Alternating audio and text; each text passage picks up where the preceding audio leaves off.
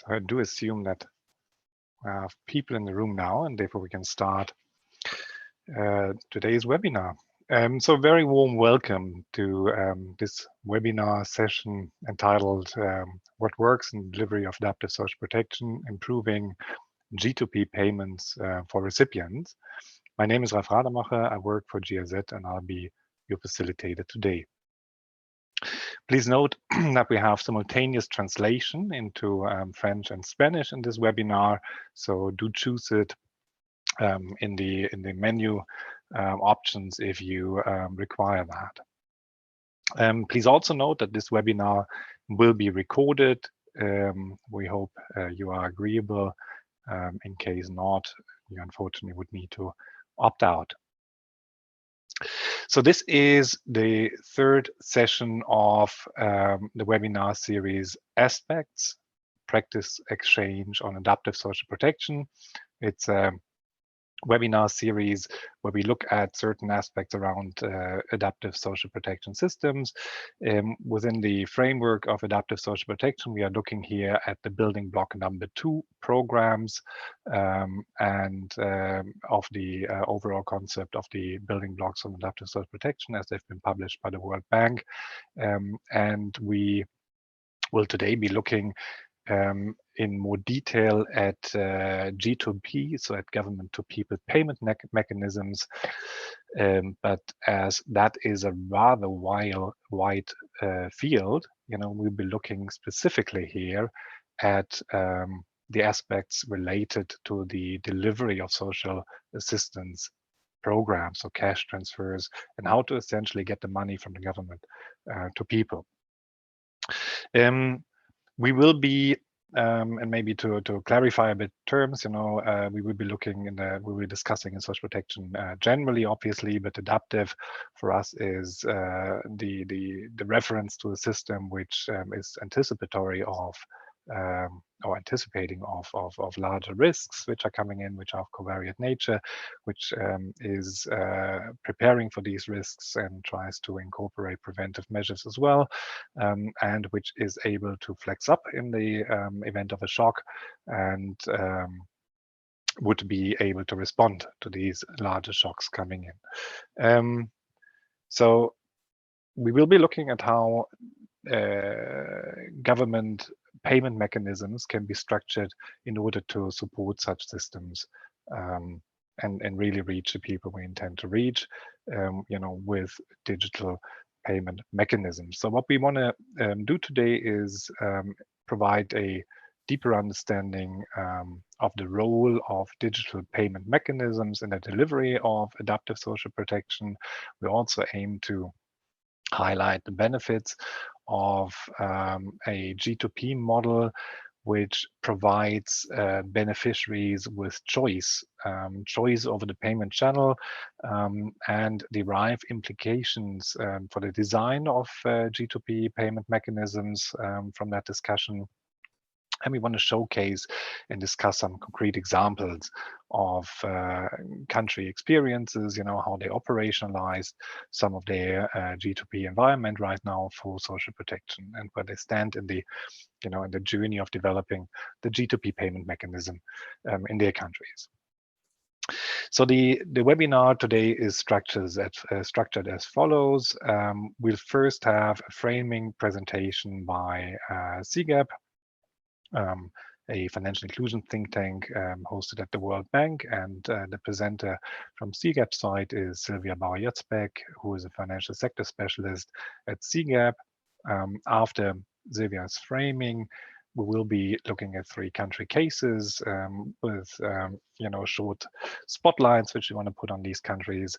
The first country case is India, and it's being presented by Arun Sharma, who's the director of the DBT mission at the Cabinet Secretariat at the Government of India.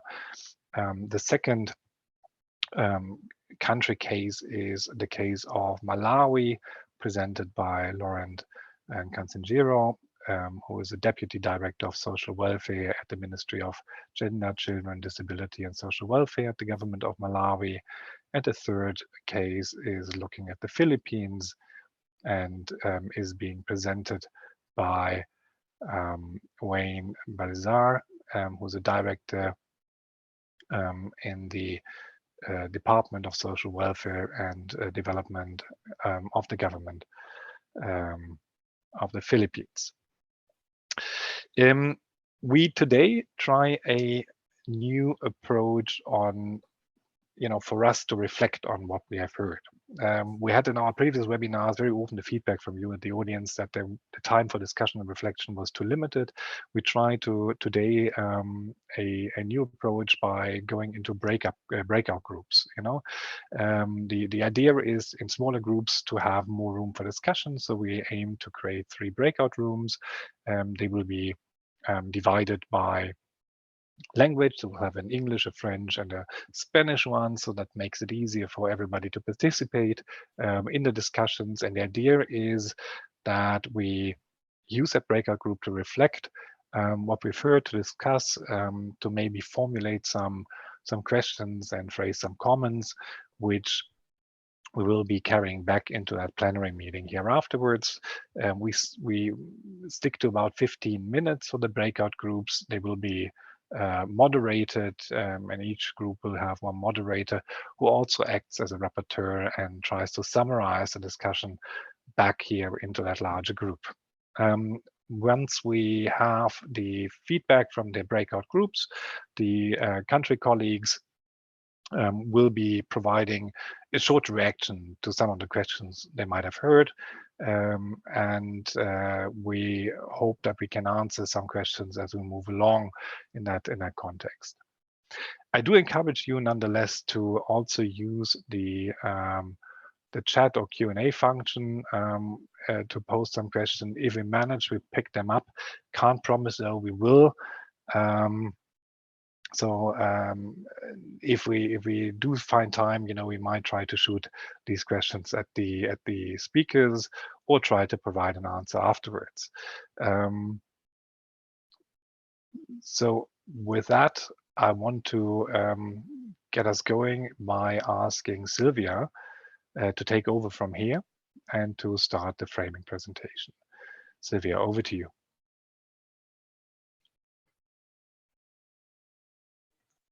Thank you, Ralph. And I'm just sharing my screen. That's visible with the presentation.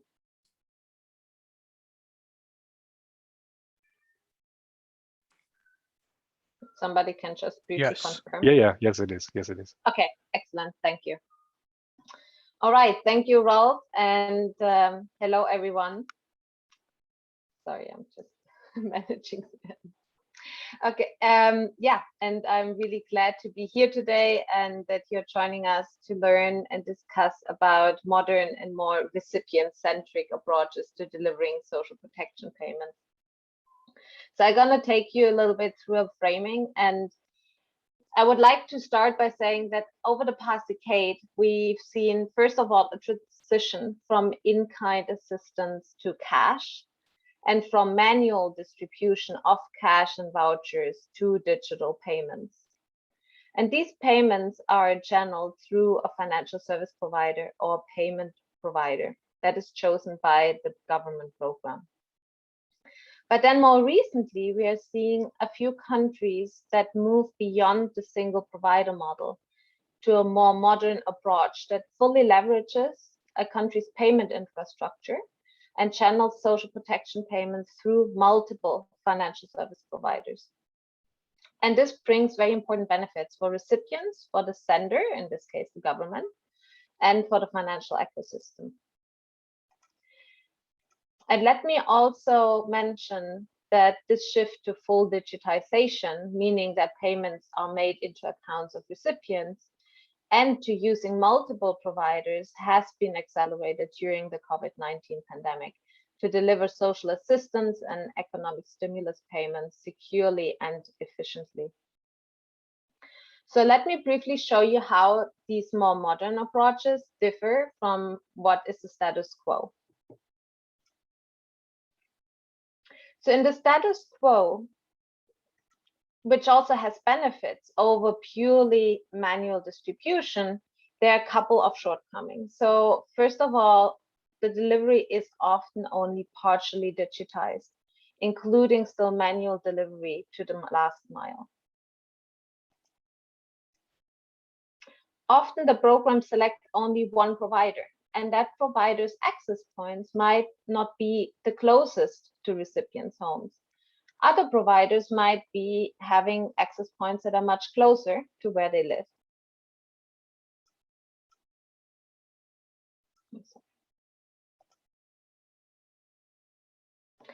And then also programs go through a lengthy procurement process. And when we look at this as a whole of government, from a whole of government perspective, then you see that there are individual contracts for a variety of government programs. And also the providers are usually chosen based on government selection criteria, which is heavily driven by financials and does not consider recipients' needs. And this is why the payment solution often doesn't work well for recipients. And also the providers are usually contracted for a couple of years, which means that recipients may need to be transitioned to another provider and another solution every 3 to 4 years. Now the future looks different. So we get rid of all these individual provider contracts, and there is no more need for lengthy procurement processes. The future builds off existing infrastructure, and it builds out a shared payment system for all types of government payments. It's a system into which any program and any provider can plug in. And as a result, recipients can receive payments into an account at the provider of their choice. And they can receive payments from different social protection programs into one and the same account and through the same solution. These shared systems also make it very easy for a recipient to change their provider and account. For example, if they move to another location or if their circumstances change. And lastly, if the underlying payment system is interoperable, then recipients can also choose from a wider selection of access points, meaning that they can access their money from an access point of a provider that is not their account issuer. So at CGAP, we've been observing the design and the implementation of such modern approaches in countries as diverse as Bangladesh, Ecuador, India, Indonesia, Kenya, Tanzania, and Zambia. And there are more countries that are showing interest in implementing similar approaches. And in that research, we identified that there are 4 key pieces of infrastructure that are needed to enable recipient choice in G2P payments delivery. And these are, first of all, the payment schemes, an ID system, a directory or mapper that links recipients' IDs with their payment information, and then distribution systems for cash in and cash out that reaches the locations where recipients live. And each of these elements may be more or less well developed in a country. We've seen that governments build out their infrastructure and often pass enabling regulations in order to make this work. Or in some cases where some of these elements are not available, they find clever workarounds so that they can enable choice for their recipients. And in the following country examples, you will see how different governments have addressed this. So let me with this close with a few concluding remarks, which are really our key learnings from that research that we've been doing. What we see is that these new approaches bring a lot of benefits to all stakeholders, to the government because it's more efficient, to recipients because they have choice and it's much more convenient for them to access their payments. And there is some early evidence also from Zambia that clearly shows that there are benefits for recipients. And then it's also a benefit for the ecosystem because relevant regulations might be passed and there's more competition in the market. But we also learned that it takes time to implement this because there's considerable changes that need to take place. So the introduction of choice does not happen overnight and seldomly within a year. To build these future-ready systems, one really needs to have commitment from across government to do this in over a couple of years, and it should be guided by a long-term vision. Also, choice happens only over time. So for recipients to fully take advantage of their choices, it takes long-term commitment. It takes very effective communication and training of recipients and of field offices. Providers need to be incentivized to participate and deliver, and this requires some type of remuneration, and especially if we want them to offer good customer service and not seek to cover the cost of delivery through unauthorized fees, for example. And lastly, we need to say that not all country contexts are ready for these more modern approaches. There needs to be a basic coverage of existing financial access points throughout the country. And this coverage should include more than one provider.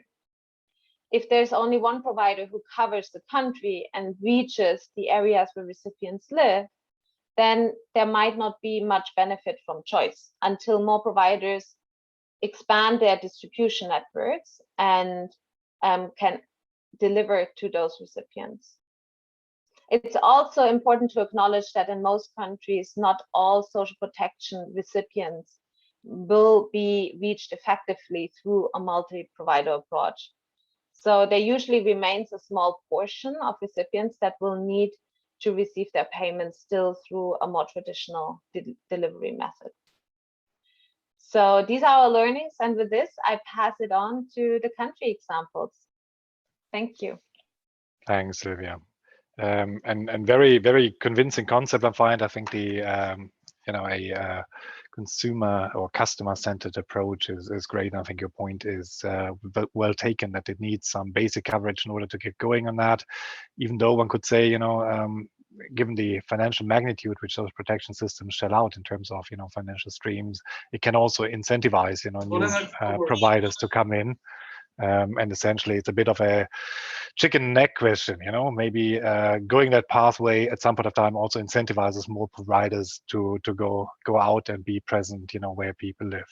But let's hear how countries, who are embarking on a journey with G2P or developing G2P mechanisms and broadening them, have tackled it. We first look at the case of India, and I wish to invite you, Aaron, to come in and share the expertise from India. Thank you.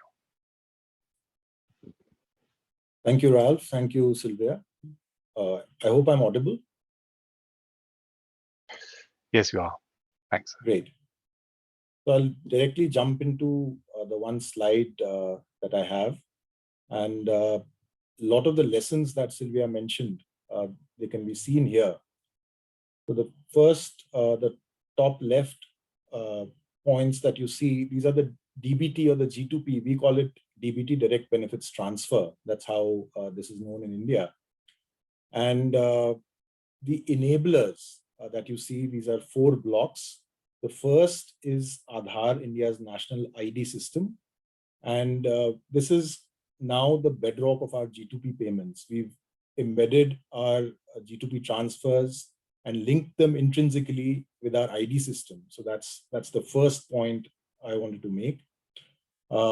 We've issued more than 1.3 billion Aadhaar numbers, and more than 99% of the adult population is now covered. So barring 3 provincial states, most of the states now have more than 95% coverage.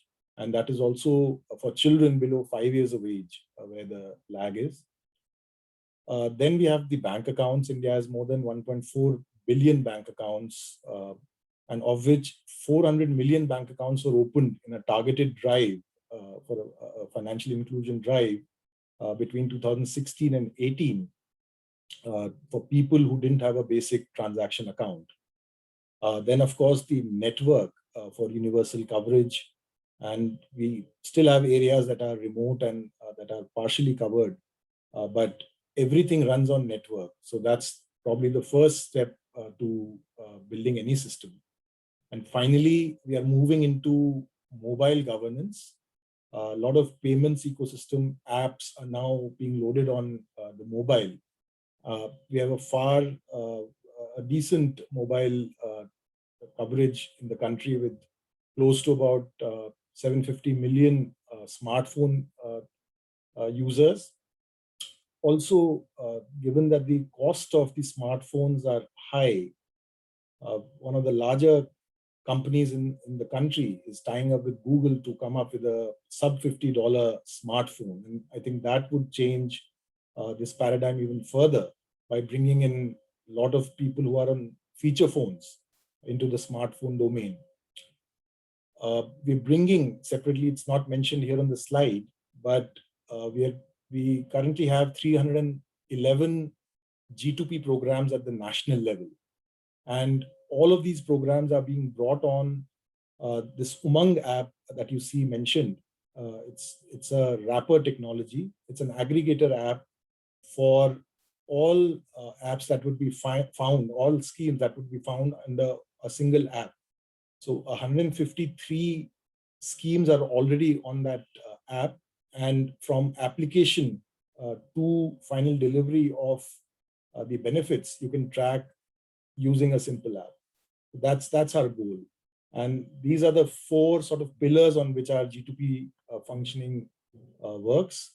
And as Sylvia had mentioned in a second point, in the concluding slide, that it takes time. So all of this has taken about 15 years for us to build, but the last 5 or 6 years have been a focused drive where we've taken it up exponentially. So obviously the progress initially was a bit slow, but then it has gone up. You can see the fund transfer progress increasingly over the years.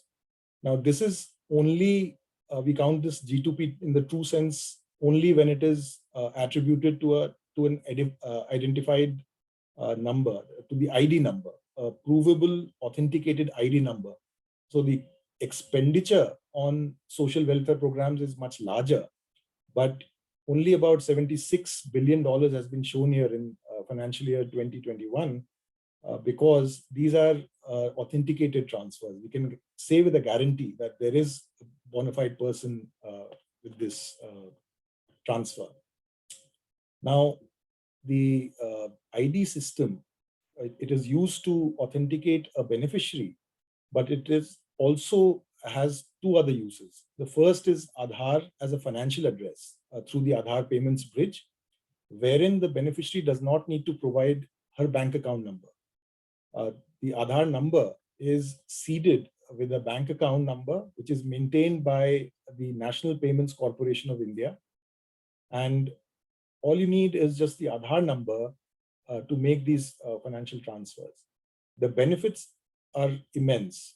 So we have lower failure rates in APB transfers. They are at only about 0.3% of the total transaction value, whereas the other account-based transfers are close to about 1.5% of the total value. Then a beneficiary, if she's enrolled in multiple programs, she'll need to give her bank account in those programs. But here, just a single number is used to make those transfers. And we're seeing this increasingly, how efficient it is and how useful it is for both the government and the beneficiaries. And there are close to 1,000 participating banks in the APB network now. The system is maintained by the NPCI, and about 740 million Aadhaar numbers are now mapped uniquely to bank accounts. And increasingly, more and more G2P payments are being driven by the APB. In last year, we had close to about 55% of the 3 billion transactions that were done on the APB. The last use case that we have for Aadhaar in the financial ecosystem in the G2P payments delivery is using AEPS. Now, this is another system, again maintained by the NPCI, to access their funds. So these are biometric payments. So globally, biometric payments are increasing with Canada, Australia, China being the front runners. But India also has now a substantive biometric payments case. And this was developed as a byproduct of the overall social benefits delivery paradigm in India. So micro ATMs have been distributed to the banking correspondents, especially in remote areas. They've been very, very useful. They offer all kinds of banking services from opening of accounts to conducting eKYC, to deposits, transfers, withdrawals, etc. And these are now interoperable across the board. So you can use a micro ATM of one bank to access funds from another bank. For safety, these are low value. They have a daily limit of 10,000 rupees, which is close to about $135 US. And there's a monthly limit. This has a slower uptake as of now because of various reasons. There are only 138 banks. So if we have close to about 3,000 banks which are delivering G2P payments to beneficiaries, of that only about 138 banks are currently on AEPS. There are license fees issues. There are other operational issues that we are trying to resolve and ensure that more and more banks now come on the AEPS so that more and more beneficiaries can use this facility. And in the pandemic, we observed that of all the cash out points, if you count ATMs and other POS devices that run on the NFS, the AEPS uptake increased about fourfolds from 3% at the beginning of 2020 to now it's at about 15%. Total cash. So AEPS has suddenly picked up and we hope to push it more. The road ahead for us involves a few other steps. So as with any G2P transfer, you would imagine that it requires a larger PFM reform, including establishing a single treasury account so that the funds are seamlessly transferred to the beneficiary and not caught between multiple layers of governments, which we as a huge country with a federal system experience. So this is something in play, and we've already implemented it in 200 entities which have a certain budget above a certain threshold. We're also bringing G2P payments on the instant payment mode. We have systems such as the UPI Unified Payments Interface, which has now become a gold standard globally for instant payments. We are also creating a centralized beneficiary master database for all G2P transfers so that any addition can be done in that place or any editing can be done in that place. And of course, as I mentioned earlier, we're trying to push more and more of our payments from the NACH or the account-based payments to the Aadhaar-based payments. And of course, the constant endeavor that we have is to resolve any payment failures and delays with various banks and RBI. So this is what I had to present in terms of the payments ecosystem. India has put together this over the efforts of many years, but we also have, I think, one of the most sophisticated payment systems as far as the social benefits delivery is concerned. So I'll stop here and I'll welcome any questions if there are. Thank you, Arun. That's fascinating. And I think you pointed at, I mean, you're implementing it in a country of massive size. I mean, even your micro ATMs, 4.6 million in numbers is already impressive. Partly more than other countries have in terms of population, I'd say. So really impressive what you are putting together here. One quick question from Saurabh Bhattarai is maybe you can answer that in a very quick answer. What factors are causing higher error rates in account-based transfers as compared to the Aadhaar-based transfers? You're muted. Sorry, Arun. Thanks, Val. So there are multiple reasons associated. In fact, these are all codified. So Reserve Bank maintains a code of all payments that are declined or returned. And NPCI again maintains these codes which banks use. So the most frequent one is account closed. So a beneficiary maybe at a point X has given a bank account, but then for some reason that account is either closed or there was some KYC required for which it has been made inoperational, or the account limit. So in typically low value transaction account, there is a daily or a monthly limit, which is often breached due to various factors. Then maybe there's a merger of banks which needs certain changes on the bank's front, but they've not implemented it. So like that, there are well-established reasons. We're trying to reduce them as far as possible. Super. Thank you. Thank you for also that brief answer. We'll move on to the example from Malawi, and I would ask Laurent to come in and give us a quick overview.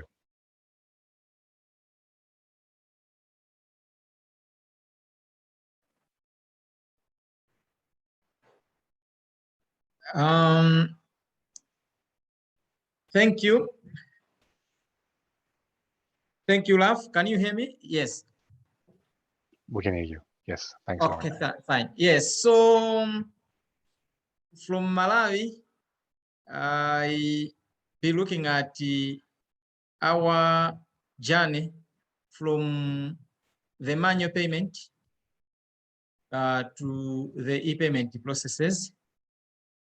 Briefly, maybe by way of background, where are we coming from?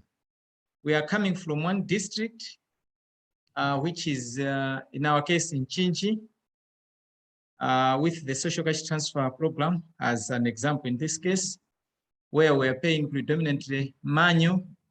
And then between 2014 and 2016, we made attempts to pilot an e-payment process using two methods, mobile money and the mobile banking. That model relied heavily on the agent network, especially for the mobile money and the use of POS machines through the mobile banking platform. So you could have a mobile van moving from one pay point to another, paying beneficiaries over a period of time in a particular month. The lesson we got from that was that the use of agent network at that material time could not help matters much because by the end of the day, the service provider, for example, in the case of mobile money, still had to hire or to get into the villages, some what we call super agents. So these are big merchants with big money. They could still move around to the pay points to support the smaller agents. So it didn't differ much from the way the council were, the district councils were doing in terms of payment of money through the manual processes. Then from Unchinji, with 2 districts, which is currently even the case, we are now in the Balaka district as well as the Ncheu districts, where we have been using mobile banking as a mode of e-payment. Again, with that, it means that the bank has to move with mobile vans to all the places to designated pay points and do the cash outs to beneficiaries. In our contracts, we have clauses which demand that the service providers should provide an opportunity for beneficiaries to use the different channels of cash out, like, for example, ATMs, POS machines, as well as the agents. Yeah, but what we have seen so far is that the beneficiaries, I think, still have so much confidence in getting the cash and through the mobile banking fund. Very few, especially those that are close to the big trading centers and towns, are able to go and cash using the other multiple channels within the e-payment process. From there, these are the only 2 districts out of 28 districts that are on a form of e-payment in form of mobile banking. We also, during the COVID, during this period of COVID pandemic, we were responding to the urban population with what we call the COVID-19 urban cash interventions. Because of the challenges that COVID-19 presents in terms of contact and social distancing, we had to immediately procure the services of mobile money operators to help deliver the cash. And that again, because it was in the 4 cities of Malawi, Lilongwe, Blantyre, Zomba, and Zuzu, it worked perfectly well. And the beneficiaries were able to access their money through multiple channels. Chief among them were through local agents available in their locations. And when the agents ran out of liquidity, which was in some cases the challenge when the monies have been disbursed at one go, the beneficiaries had to move into the main town of the cities, where they could access the mobile money shops, or even actually some big big merchants or super agents to cash out their money. Now we are we just completed the process of procuring for 1 district, which is purely supported by the Malawi government in terms of paying transfers to cash transfer beneficiaries, and that district is Cholo. There we are almost complete with the procurement process. I might not therefore mention the name of the operators that will be there, but suffice to say that the model that we are adopting there will be the use of a debit card, which will allow beneficiaries to have access to their money through different channels, including mobile money. So they can access through mobile money, then access through POS machines, they can access through ATM machines and any other super agent available in their location.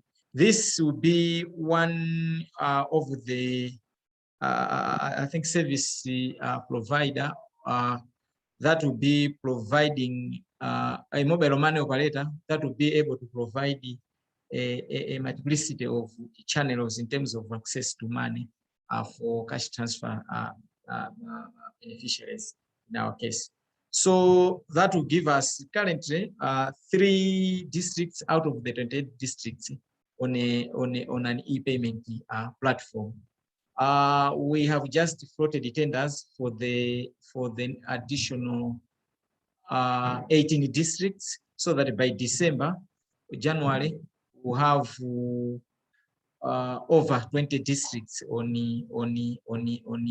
e-payment, and we'll be remaining with the 9 districts still on manual, which we are sure that by also December 2022, we'll have completed all the 28 districts in terms of migrating them into e-payment. Key lessons and the issues that we note from our processes are that I think number 1, from our experiences, it's the procurement. Usually the procurement to get these service providers have been lengthy. And in cases where we are being funded by development partners, it has also meant you have to adhere to parallel procurement procedures. One, for example, in our case for Malawi government, but also as well as the regulation governing procurements in those partner organizations. So the process of vetting both sides has meant, some cases, processes of procurement to be lengthy and relatively taking months to complete the process. Also linked to the very same is an issue of negotiations. Our lesson has been that the negotiations require capacities in how financial service providers operate. And here we are a government, not profit making, and you have to deal with the financial service providers that their primary objective is really to profit making. So the negotiations really have to require that you have someone within the system or from the development partner side to support you with the negotiations with the financial service providers, so that you can lower the fees that are charged for providing that particular service. In our case, we have had the technical advisors from development partners such as GIZ, the UN, and the others that have been able to provide us with the much required support, technical support in terms of during even the negotiations and how to go about with the procurement processes. Our also experience is that generally in our case, because the big financial service providers, especially those that would be perceived as big banks in our case, usually would not be have not been very interested to venture into this social protection. And I think it's only now that we see them big now coming in, but previously maybe they thought the market was small or something like that. So these are the players that usually, I don't know, tended to shun bidding, taking part in the bidding processes. Lauren, we are coming to a time crunch. I would ask you to come to the end, please. Yes, thank you. So again, there's an issue of onboarding and learning curve and on social protection. Sometimes when you engage them, you also need to take them through some orientation on how the social protection sector works, so that they treat our beneficiaries. They are able to onboard and quickly move on with payment through the payments to beneficiaries. There is an issue of liquidity and also sometimes the issue of power. And again, in our case, sometimes you have got the mobile money operators that have got an agent network, but banks that have cash. So you need these either to form a consortium in order to leverage on their comparative advantages. And also now, I think we have not switch coming into operation, which allows for interoperability. G2P to our cash transfer beneficiaries promise to be much easy. At that note, I think let me stop there. Thank you, Ralph. Thank you, Laurent. Very interesting, and thanks for sharing the experience on the journey of Malawi towards, changing the payment system from manual to more third-party operated.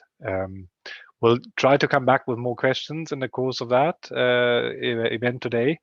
I would like to move on to our colleague Wayne from the Philippines, who will share some examples of or some experience from the Philippine journey on the G2P side. Wayne, over to you, please. Thank you, Ralph. So greetings to everyone in this meeting, this conference.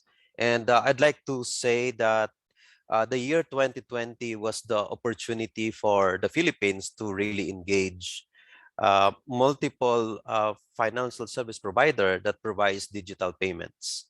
So in response to the COVID-19 pandemic, of course, the Philippine government enacted into law Republic Act number 11469, otherwise known as the Bayanihan to Heal as One Act on March 24, 2020. Bayanihan is actually a Filipino term which means civic unity and cooperation. This law declared the country under national state of emergency, paving the way to adopt measures to prevent and suppress the spread of COVID-19. So with this law, the department, my office, the Department of Social Welfare and Development was mandated to provide cash aid to pandemic affected affected families to help tide through the government-enforced lockdowns. And in the process, the DSWD implemented the so-called Emergency Subsidy Program, or the ESP, which is actually a part of the whole of government social amelioration program being simultaneously implemented by various government agencies. The Emergency Service Program, or ESP, would provide cash subsidies to around 18 million families or households in the country, and providing cash grants ranging from 5,000 to 8,000 pesos. So more like 100 to about 160, $150, depending on the regional wage subsistence rate. And this is good for a period of, this rate is good for a period of 1 month. So during the first tranche, or the first month of providing this subsidy, the department allocated more than 100 billion pesos. And for the second tranche, it also allocated about 93, 95 billion pesos. And this would account to about 4.5% of the country's national budget for 2020. So the first tranche was actually implemented through the engagement of our local government units. So basically, the payment were done through direct payout through the so-called special disbursing officers, or disbursing officers coming from the local government units. And on the second tranche, where we targeted around 14.7 million families, this was where we were able to decide to engage 6 or 7 financial institutions to help us out in the giving out of the subsidies. So we were able to procure, aside from, of course, our authorized government depository bank, the Land Bank, we were able to procure 3 emergent electronic money issuers and 3 additional commercial banks. And these are the StarPay, the GCash, and PayMaya for the EMIs, and the Union Bank, the RCBC, and the Robinsons Bank. And the process was that we were supposed to generate the beneficiaries, the names of the profiles from the beneficiaries from the local government units, and submit them to our engaged financial service providers, or the FSPs. And so the FSPs would create the so-called restricted transactional accounts for our beneficiaries. So but even with that, because we are actually a multiple island country, so we needed to make sure that we also provide other mechanisms or payment strategies, such as continuing the payout through the special disbursing officers. And we have engaged around 700 special disbursing officers throughout our 16 field offices, and 400 of them are our social workers. And of course, through the digital payments of our FSPs. So if you may just click on the slide, please. Now, what have we learned in the process? Well, for this particular experience, we were able to learn that it is important that we need to embrace the shift to digitization through the use of online registry platform. So in the process of implementing the SAP, the Social Amelioration Program and the Emergency Subsidy Program, we tried to deploy the so-called Relief Agad system.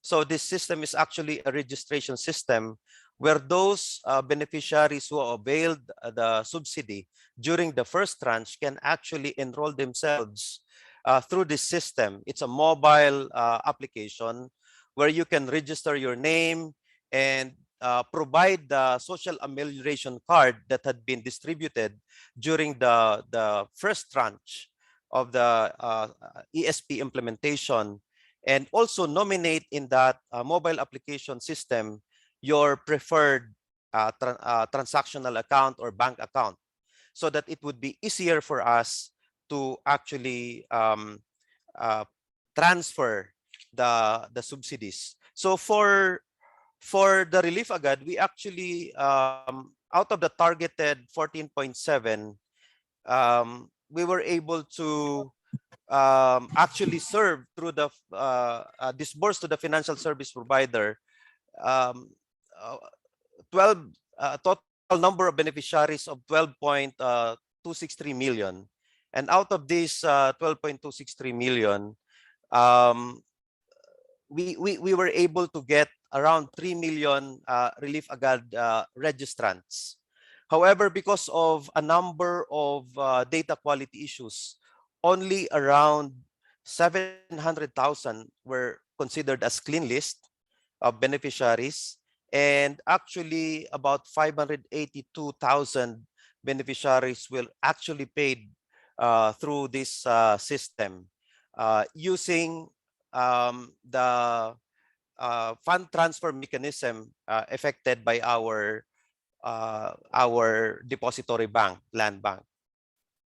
So second, we were able to coordinate and collaborate with local government units, and also work with other national government agencies like the DOLE, or the Department of Labor and Employment, the Department of Agriculture, the Land Transportation Franchising and Regulatory Board, and even one GFI, our social security system, in order to reach out for informal employees, no, and those that are engaged, those that are in our transportation industry, like the jeepney drivers and the bus drivers. So we were able to reach out to them through these government agencies, and also the farmers and the fisher folks and the cottage industry players, beneficiaries. So we're able to reach out to them through these other government agencies. And thirdly, I believe we were able to get a good knowledge in implementing, in trying to move forward and increase the number of implementation on G2P mechanisms using digital payments. So as far as the challenges are concerned, of course, as I've said, we needed to reach out to areas where our beneficiaries are located in geographically isolated or disadvantaged areas, the uplands and those in the islands. So through the mostly through the special disbursing officers, because our FSPs would not be able to reach them out. No, aside from connectivity issues, it would really be like expensive to go to these areas. So other means of payments were done either through SDOs coming from the DSWD or SDOs coming from the local government units. So communication was very important, and there were a lot of knowledge building activities that we needed to do, because we needed to use a number of software or electronic applications in the process, like trying to teach our staff to use secure file transfer protocols to make sure that the transfer of data are safe and secure. So there was also no standard, unlike in the government of India, we're still trying to build up our national ID system in the Philippines. So our database system is not yet that set up, especially that our social protection registry is not yet updated. It was supposed to have been updated last year, 2020, but because of the pandemic, it didn't happen. So there were a lot of challenges there. And so, of course, our ways forward is to make sure that we build our competencies. We really leverage on the use of ICT in the way that we deliver our services, and hopefully we can connect, and after we will be able to complete the implementation of the Philippine Identification System, or the PhilSys, where it would be easier for our beneficiaries to actually open accounts through the PhilSys as a validation or a verification system. So of course, this experience have taught us to actually build stronger relationship with the payment industry players, like the financial service providers, and we're also trying to consider adopting the Zambia model, where it would be easier for us to obtain and engage financial service providers. And like the Relief Agad system, we'd like to give the privilege of choosing the service providers to our beneficiaries, unlike what we did in our second tranche, where we actually based on the presence of our service providers, assigned the service providers to specific locations in the country where we have our ESP program beneficiaries. So I believe our direction, the direction of the DSWD management, is really to increase implementation using digital payments. And of course, we have to also to make sure that our policies and guidelines are updated to make sure that we will ensure a smooth and more hassle-free digital payment deployments in the future. So I'd like to stop there and maybe encourage or respond to some questions that our participants may have. Thank you. Thank you, Wayne. Very insightful and interesting to see your way of also moving beyond, designated service providers in areas and really moving towards choice. We are. We would be breaking into groups now to essentially formulate some questions, reflect on what we have heard, and maybe take back from there some questions for a quick round of reaction from each of the presenters. We will be having a maximum of 15 minutes. We'll probably go for 14, so meet back here at a quarter past. There will be a pop-up coming on your screen which says join a breakout room, and when that pops up, next click on join, and then click on join next to the preferred language.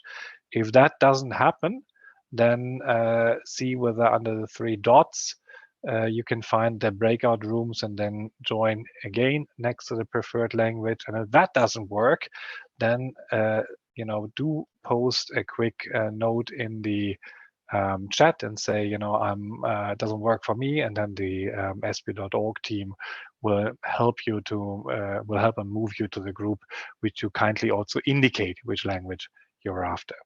So I would ask the breakout rooms to be created now. You will be automatically called back at a quarter past, and then we will be doing a quick wrap up from the groups and a final round of, concluding answers. Well, not concluding, but some answers and hints from the very rich cases which we have heard.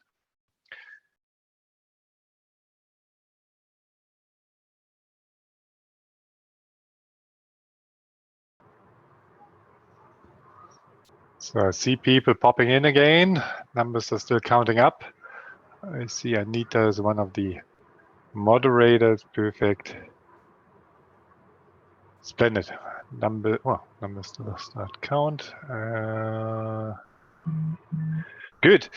I think we had a far larger group in the English group, and still a substantive group in French. The Spanish group seemingly was too small to constitute an own group. So I would ask Anita and Emma for feedback. While we can't do justice to the full discussion which you might have had in the group, I would ask you to essentially focus on the main thread of discussion and maybe few resulting broader questions coming out of that in a 2 to 3 minute nutshell, so that we can still have a round of replies from the facilitators. Thank you. Anita, first over to you, please. Yeah, thank you, Ralph. So I think people did highlight some hurdles that they face with respect to choice. There would be a selection bias, and the challenges they face is what is the awareness of the people on their entitlement, on their amount that they should be paid, and giving the correct account number are some of the hurdles which people face. Then I think the group was, the people who responded, everybody felt yes, the choice concept resonates well. It seems to be building competition, and it would also probably lower the banking fees, as was observed in Zambia. And on the question as to what it will take to implement, I think quite a few people refer to the need for standards and whether standards exist, what does it take for the standards to be adopted by the payment institutions, the need for a switch, the need for a payment gateway. So some people responded with solutions on what would be needed to implement this. So that's it from my side. Super. That is very helpful. And in order to not skip introductions, apologies for that. Anita Mittal is a senior advisor for digital social protection at GIZ, and I hand over to Emma Boali, who is a financial sector specialist at CGAP. Emma, over to you. Thank you, Ralph. And thank you for the participants in the French room. It was a very active discussion, and I could summarize that the main theme that were tackled in that room were related to security, let's say customer journey, and feasibility of choice. So I'll take the first bucket and try to unpack a little bit.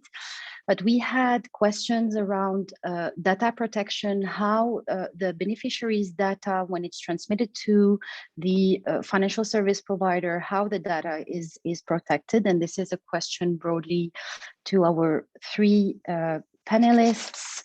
Another related question was if our panelists, so India, Malawi, and the Philippines, experienced some cases of fraud. One of the attendees mentioned, for example, some phishing attempts using SMS directed to the beneficiaries when they do receive their money. Another question around security and customer experience would be how to manage issues with a SIM when you have G2P directed to a mobile. So if the beneficiary changes SIM or his SIM get lost or locked, how he can retrieve his money. Other question regarding customer journey, and this is a direct question to Mr. Arun Sharma from India, is about this ID that is in the Aadhaar platform. How easily is it memorized by the beneficiaries? And another related question is, we understood that there is a card that is delivered to the beneficiaries. What happens if he loses his card or it gets stolen also? And then last bucket of questions was more, I guess, directed to Sylvia, and understanding a little bit the impacts of choice, and is choice a cost multiplier for the government because of procuring multiple providers.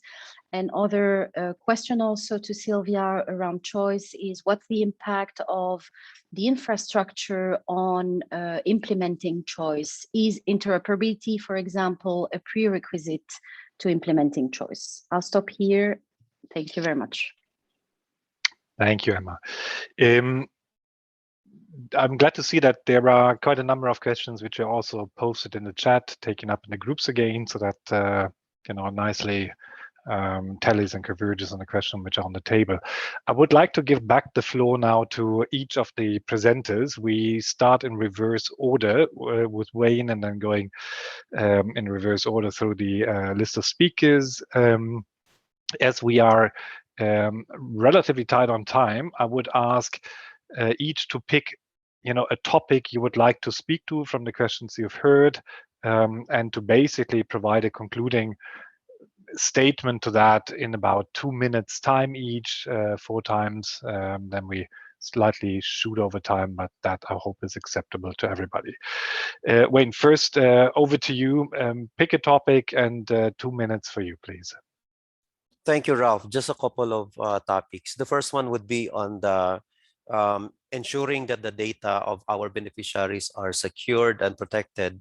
As I've mentioned in the presentation, we use the so-called secure file transfer protocol in transmitting the information coming from our regional centers to the central office, because when we applied the financial service provider, the payment was rather centralized. We had the payment here at the central office, not at our regional centers.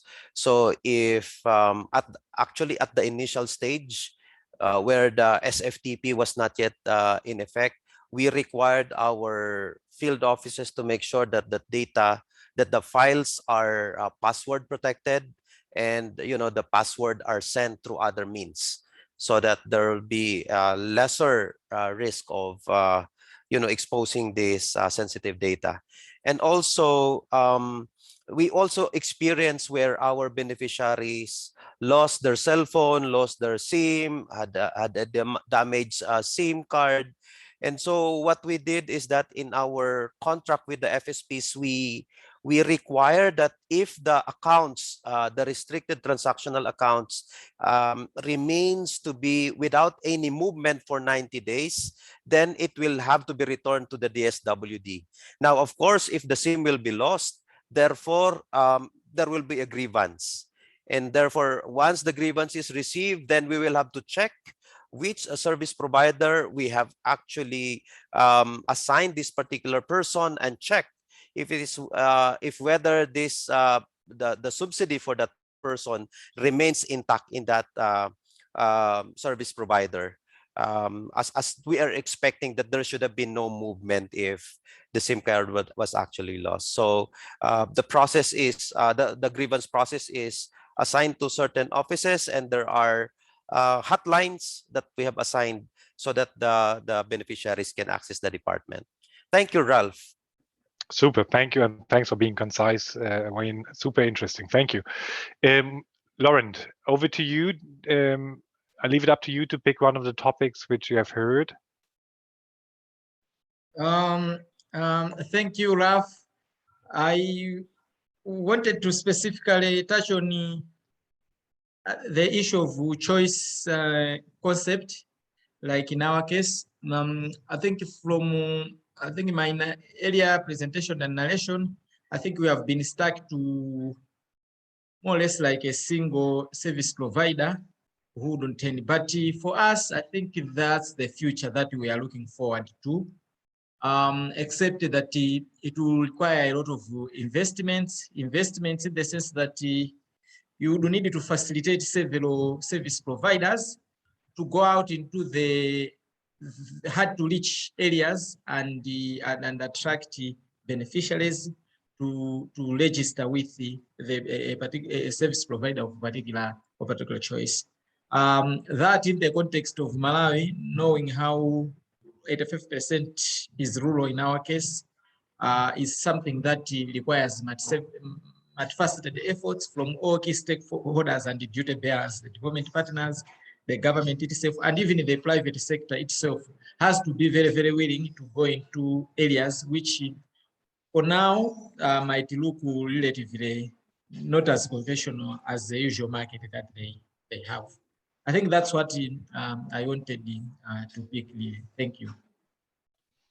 Thank you, Laurent. And let me use that opportunity to say, you know, we are happy to accompany you on that journey. We've teamed up with CGAP here at GIZ in order to, you know, help some countries, at least as a sparring partner, to think through, you know, how the journey from where you are to more choice could be looking at, could be looking like. So I'm very happy to remain in dialogue.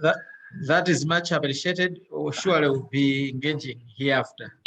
Thank you, Laurent. That one. Thanks.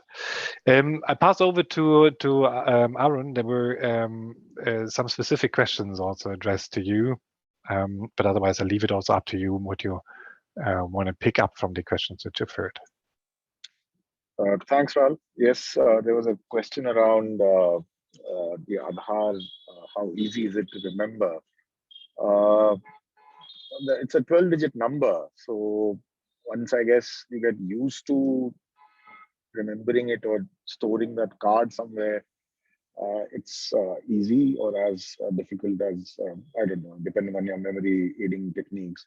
But it's a digital ID, more importantly, and you don't need the physical card. It can be downloaded or retrieved through any other means which are prescribed in the ecosystem.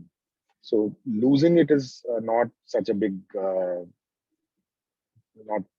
issue as well as remembering it as such. So that was the whole idea, that it's linked to your biometric, and as long as you have your biometric on you, you can easily retrieve that. So that was regarding the physical attributes of Aadhaar. The other questions that I remember were from regarding the data governance and data security. I think the case from Philippines had already mentioned, we also have the SFTP protocol, but apart from that, we have a very robust data protection mechanism, which requires data localization. We have tokenization in every transaction and authentication that we use, which are time bound. We have to store those transactions, those tokens for a minimum period, for audit trails and so on. We are facing a lot of issues in frauds as and when the digital penetration rises. So consumer protection, information, education is one way, as well as taking remedial measures to ensure that this does not happen, or it's not so easy to manipulate. The last part I'd like to take up is around the choice bit, but my short answer would be interoperability and standardization, which we have in India, takes care of the choice aspects in either the payment systems or in the choice of the eligibility or the benefits that one is required to select. So I think it's a slightly different context for India as opposed to other countries. So I'll stop here. Thanks, Ron. Thank you, and thanks for sharing these insights. I'd like to hand over to Sylvia, and Aaron already touched on questions of interoperability. The cost question was also in the room. Sylvia, if you can maybe tackle that, and you know, maybe tie some of the loose ends together. Over to you. Sure. Yeah, no, thanks a lot. And let me make this very brief. With regard to the cost, so I also shared a recent case study that we wrote about experiences in Zambia, and there we really have already some insights about the impact of choice for recipients and also for the government. And for recipients, the benefits were very clear in terms of reduced cost and time spent to access their payments. And from the side of the government, what we usually see is that these improved payment mechanisms really remove duplicate beneficiaries, ghost beneficiaries, and also reduce the amount of failed transactions. And that's a huge saving on the government side. And in addition, hiring or working with multiple providers doesn't mean that the fees need to be much higher. In fact, there might actually be competition, as we saw it also in the case of Zambia, but also in other cases, because you have multiple providers offering their services, and then it's in the end the recipient who chooses. So the recipient will choose the provider that best meets their needs and also offers them a competitive rate. And let me just mention as well that in our research, we found that the fees that the government pays to providers shouldn't be too low, because what we want to achieve here is a better customer service. If a provider has to offer this service and deliver payments at a fee that is below the costs that they have, then it's not sustainable for them, and they will seek those fees. They will seek to get those expenses covered, and that's often then that often results in worse service for customers or even unauthorized fees. So we need to be very careful about choosing fees, and CGAP has actually also done some work on that to guide governments in identifying a fee that fits. And with this, let me just say I was very excited to hear the different country experiences, and I think they all show that it is a long journey, as I mentioned before, and that you have to work around certain limitations. Like, for example, if there is no interoperability, then you work around it and you probably choose to build your own platform, or you connect with providers individually. Also, in the case of Zambia, for example, we found that there is no adequate ID system, and so we worked without an ID system. And it's really about having a broader vision and working towards a goal over a couple of years, and every journey is unique. Thank you. Very useful concluding remarks, Sylvia. Excellent. And also thanks for the reminder to cover on the cost question, obviously cost for beneficiaries, but also for government, and the gains, for each of them also to be seen in comparison. So thank you. It brings us, we ran out of time. We could have gone on for far more time. I think they're super exciting and interesting lessons really from the various countries to be learned. There is room for peer exchange, between the various countries on learnings and giving advice to the fellow peers in government on how to move forward. I think that's really interesting. And I wish to take the opportunity to thank, first of all, the three country representatives for sharing so openly also, the lessons, the status, the lessons, but also the challenges faced on the journey in building the government-to-people payment mechanism. I wish to thank CGAP for the great work around not only organizing this webinar, but for the joint partnership in trying to discuss a government-to-people payment mechanism for social assistance. And I want to thank all who have been instrumental in organizing this webinar. Particularly also the colleagues from socialprotection.org, with whom it's always a pleasure to have the webinars on their platform, a good and very important repository in the sector. Do stay tuned for the next webinar of the Aspects series, which will take place on 23rd November and will deal with digital social protection. There is a follow-on survey now. Kindly take time to participate in the survey. We're very keen to learn also whether breakout rooms did any better in terms of creating room for engagement, and do provide feedback on the usefulness of the insights which were discussed here for your specific work. The video from this session will be online, as well as a presentation and a summary of the discussion. So it will be on socialprotection.org. Do serve by if you want to relate back to that webinar. With all that having said, my last thanks goes out to the audience, to you who provided the time to join that discussion and also join the discussion here in the breakout groups. Thank you very much, and have a nice day. Thank you. Bye-bye. Thank you. Bye-bye. Thank you, everyone. Goodbye. Thank you, everyone. Bye.